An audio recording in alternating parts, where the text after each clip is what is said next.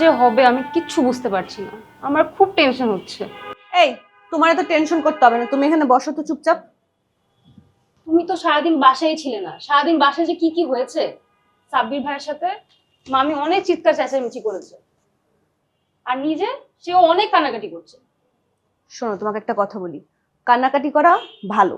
কান্নাকাটি করলে কষ্ট কমে যায়, আর দেখবা কষ্ট কমলে সাব্বিরের বউকে এমনিই মেনে নিবে। মামির হাব ভাবে তো আমার এরকম কিছুই মনে হয়নি। আর এদিকে প্রীতি আপু কান্নাকাটি করছে। মামির কান্নাকাটি কারণ না হয় বুঝতে পারলাম, কিন্তু প্রীতি আপু সে কেন কাঁদছে? ভালো কথা। এই প্রীতি আপু, তুই আবার কেন কান্নাকাটি করতেছিস? বুঝবি না, তোরা বুঝবি না আমি কেন কান্নাকাটি করছি, আমার কি কষ্ট, তোরা কিচ্ছু বুঝবি না। বুঝিয়ে বল, তাহলেই তো বুঝবো। বড় চাচ্চু এখন মাকে বোঝাবে, মা সব কথা বুঝবে, বুঝে সাব্বিরের বউকে ঠিকই মেনে নেবে। মা যদি সাব্বিরের বউকে বের করে দেওয়ার হতো, অনেক আগে ঘাট ধাক্কা দিয়ে বের করে দিত। কই দেয়নি তো।